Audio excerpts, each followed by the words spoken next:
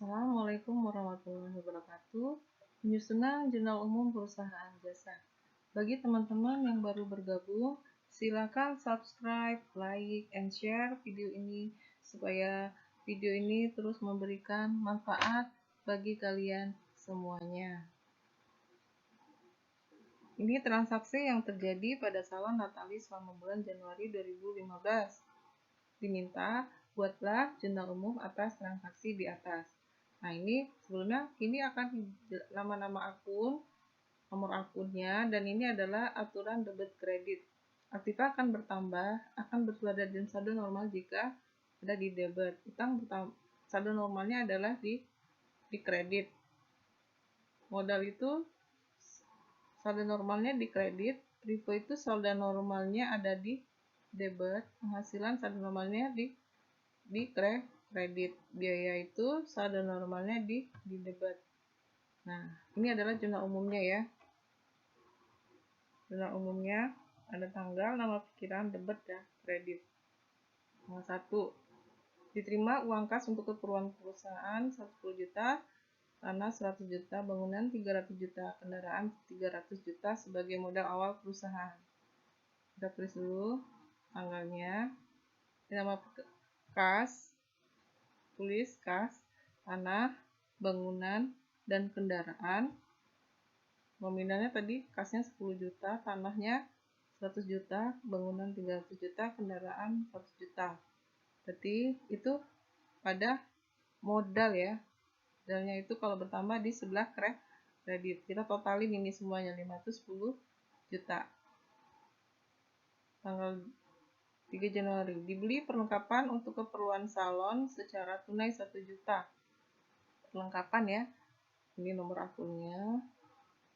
Tanggalnya dulu kita tulis, lalu perlengkapan kita tulis. Itu 1 juta di debit, kas pada kas. Kalau dibayar secara tunai berarti kasnya di kredit.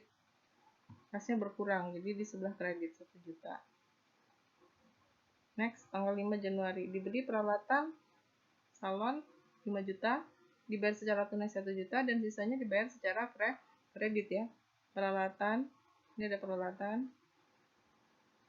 Jadi kita tulis dulu tanggalnya.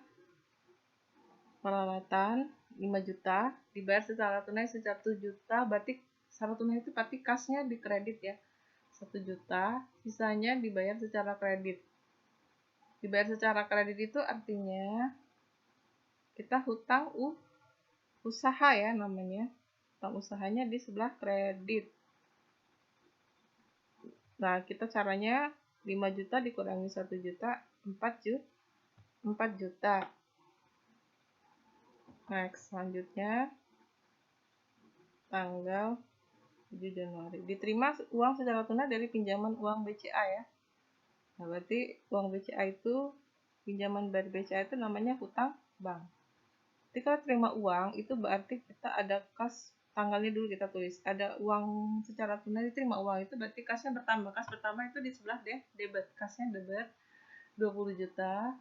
Pada hutang kalau bertambah itu di sebelah kredit. Maka namanya hutang bank 20 juta. Next, tanggal 9 Januari. Dibayar iklan untuk setahun secara tunai ya. Kan setahun itu berarti namanya iklan dibayar di muka ya. Nah, kita tulis dulu tanggalnya. Iklan dibayar di muka, di debit 2.400.000. Kasnya kalau dibayar secara tunai, kas kita berkurang, berarti kasnya di kredit 2.400.000. Next, tanggal 30 Januari. Dibayar biaya listrik dan telepon. Ini ada biaya listrik dan telepon. Tanggal 30 Januari biaya listrik dan telepon 1.500.000. Pada kas 1.500.000. 1 Januari diterima pendapatan jasa salon secara tunai. Ini pendapatan jasa ya. Maka kalau kita terima uang itu kita tulis tanggalnya, kasnya berarti kasnya bertambah itu di sebelah debit 20 juta. Pendapatan jasa itu kalau bertambah di sebelah kredit 20 juta. Dibayar gaji karyawan secara tunai. Berarti itu biaya gaji ya. Kita tulis dulu tanggalnya. Dia gaji 15 juta pada kas. 15 juta. Diterima pendapatan jasa salon secara kredit ya. Kalau secara kredit itu berarti ada piutang usaha. Piutang usaha pada pendapatan jasa. Terus tanggalnya, piutang usaha 8 juta pada pendapatan jasa kredit 8 juta. Next, tanggal 22 Januari dibayar utang atas pembelian peralatan tanggal 5 Januari. Nah ini ya, 5 Januari kita punya hutang ya. Kita bayarnya 1 juta. Belinya 5 juta, bayarnya 1 juta, berarti kita punya hutang 4 juta ya. Nanti kita namanya hutang usaha. Kita bisa lihat juga dari jurnal. Jurnalnya tadi tanggal 5 Januari itu ada hutang usaha sebesar 4 juta. Jadi kita ngelunasin hutangnya ya. Nah, kita tulis tanggal 2 Januari hutang usaha 4 juta pada kas 4 juta. Next, tanggal 25 Januari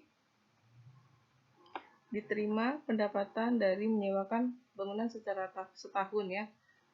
Kalau menyewakan itu artinya pendapatan sewa, tapi kalau diterima secara tahun namanya pendapatan sewa diterima di muka.